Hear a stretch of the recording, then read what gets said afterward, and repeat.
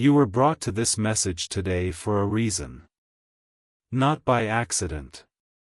Not by the random drift of a distracted afternoon or a moment of idle scrolling. Something guided you here.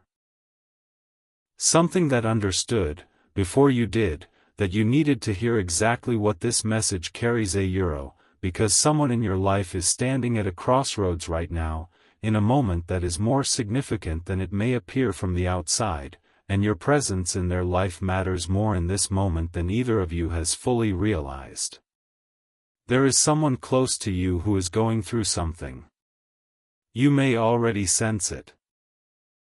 That quiet awareness that sits just beneath your ordinary thoughts about this person, a slight shift in how they seem, a heaviness in interactions that used to feel lighter, a feeling that something is different without being able to point to exactly what. That sensing is real. You have been picking up on something genuine. And the instinct that told you to pay closer attention, to reach a little further in the direction of this person, to not let the busyness of your own life cause you to move past what you are noticing, that instinct is right. It is asking you to respond to something that is actually happening. This person is in a critical moment. Not necessarily in a way that is loud or visible or that announces itself clearly as a crisis. The most significant moments in people's lives often do not announce themselves that way. They arrive quietly. They settle in behind the ordinary surface of daily functioning, behind the maintained routines and the continued conversations and the face that says everything is fine even when everything is not quite fine. And from the outside, from where you are standing, you can feel something without being able to see it completely. That gap between what you feel and what you can see has been creating a specific kind of quiet concern in you that this message wants to address. Your concern is not misplaced. What you have been sensing is real. And what this person needs in this critical moment, more than almost anything else, is exactly what you are uniquely positioned to offer them. Not a solution. Not advice. Not the fixing of whatever it is they are moving through. Something simpler and more sustaining than any of those things. Your presence. Your genuine, unhurried, fully attentive presence. The specific quality of being seen and known by someone who loves you without agenda, that is what this person needs. And you are the one who can give it. Think about your history with this person. The texture of what you have been to each other across time. The moments you have moved through together, not all of them easy, not all of them clear, but all of them real in the way that only shared history creates. You know this person in a way that is different from how anyone else knows them. You carry an understanding of who they are beneath the surface, who they are when they are most themselves, what they are like when the managed version falls away and the real one is present. That understanding is one of the most valuable things one person can hold about another. And right now, in this critical moment, your understanding of this person is part of what is holding them even when they do not know it. Because that is what the people who love us do. They hold us even when we are not aware of being held. They carry a version of us in their hearts that keeps something intact in us even through the moments when we feel most fragmented or lost or uncertain.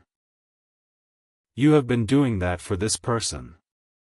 Your love, your knowing, your consistent presence even in the ordinary days, all of it has been functioning as a kind of invisible support structure beneath their life. And in this critical moment, that structure matters more than it usually does. They are leaning on it, perhaps without realizing they are leaning, and it is holding. What is this critical moment about? It may be a decision they are facing, one that has been sitting heavily on them, one that requires them to choose between two things that both carry real weight and real consequence. The kind of decision that does not have a clean answer, that cannot be resolved simply by thinking harder or gathering more information, that ultimately requires them to trust something in themselves that the difficulty of the moment has made harder to hear clearly. If this is what they are moving through, what they need most from you is not your opinion on what they should choose.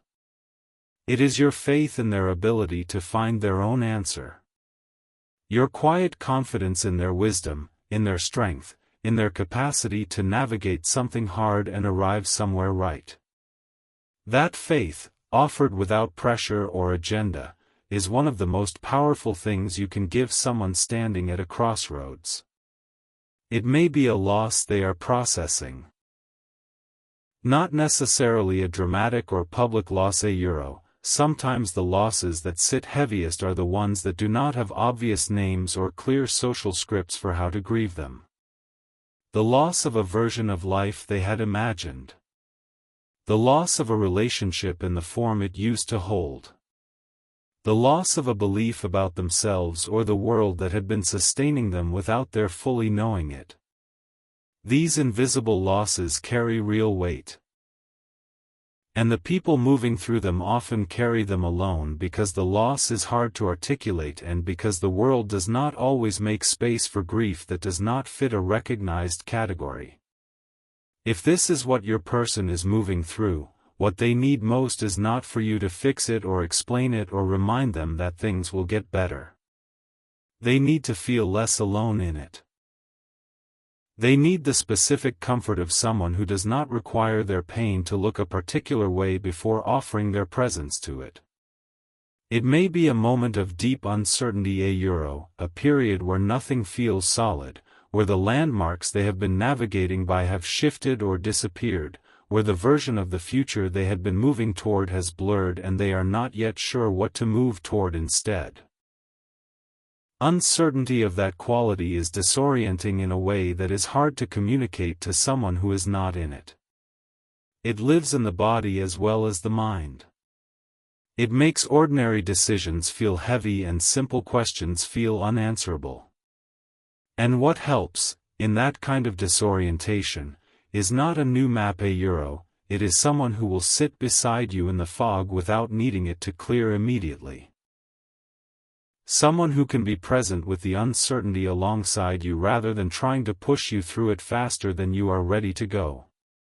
Whatever the specific shape of what this person is moving through, your role in it is not to be their rescuer. It is to be their witness. To see them clearly and reflect that seeing back to them in a way that reminds them of who they are beneath what they are going through. To let your knowing of them function as a mirror that shows them a truer image of themselves than the distorted one that crisis and uncertainty tend to produce. You are capable of this. You have the history and the love and the specific understanding of this person that makes you exactly the right one to offer it. Reach toward them. Not with a grand gesture, not with a speech or a solution or a carefully planned intervention. With something simple. A message that says, "I have been thinking of you." A phone call that does not have an agenda beyond connection. An invitation to share time without the pressure of it needing to be productive or resolved. The simplest forms of genuine reaching are often the ones that land deepest, because they communicate without complication the thing that matters most. You are not alone, I see you, I am here. This message came to you today because you are the person in this story who has something to give. Not everything.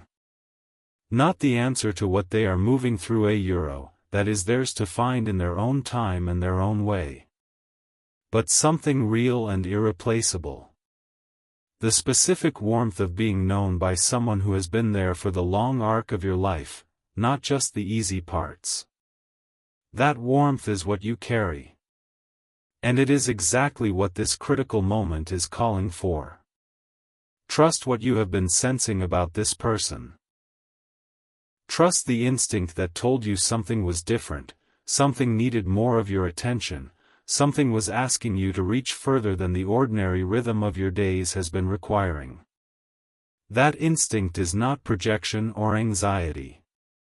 It is love doing what love does, perceiving across the distance that ordinary perception cannot cross, knowing before it knows how it knows, responding to a real need before the need has been clearly named.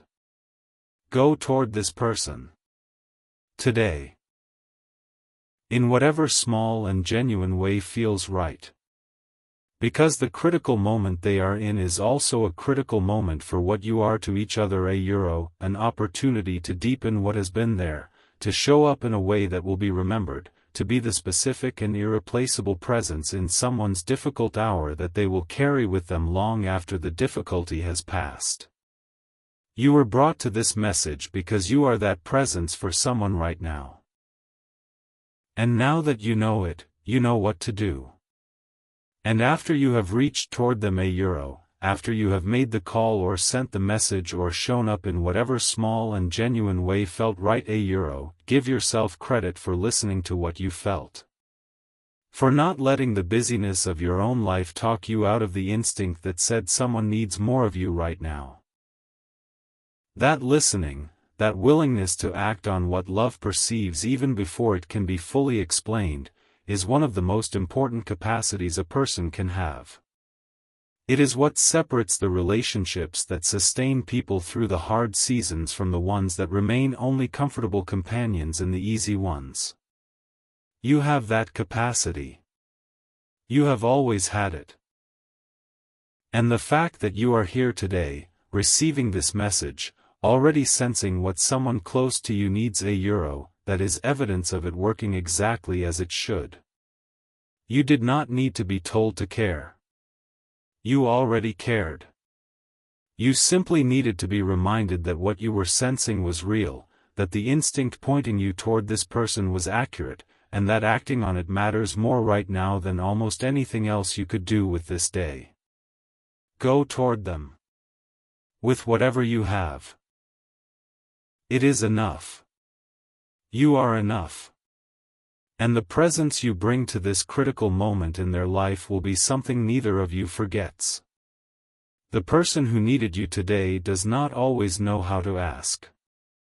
That is one of the things worth understanding about the people we love most, the closer we are to someone, sometimes the harder it becomes to say directly, I am struggling, I need you, this moment is harder than I am letting on. The closeness itself creates a kind of pressure, a desire to be okay in front of the people whose opinion of us matters most, a wish not to be a burden to the ones we love and who love us. So they carry it. They continue functioning. They maintain the appearance of ordinary when the interior is anything but ordinary. And they hope, without saying so, that the people who know them well enough will notice. Will feel it. Will reach without being asked. You felt it. You noticed. You are here. That already means everything. The rest is simply following through on what love has already decided. And you know how to do that. You have always known. Today is simply the day it is being asked of you clearly, and you are ready.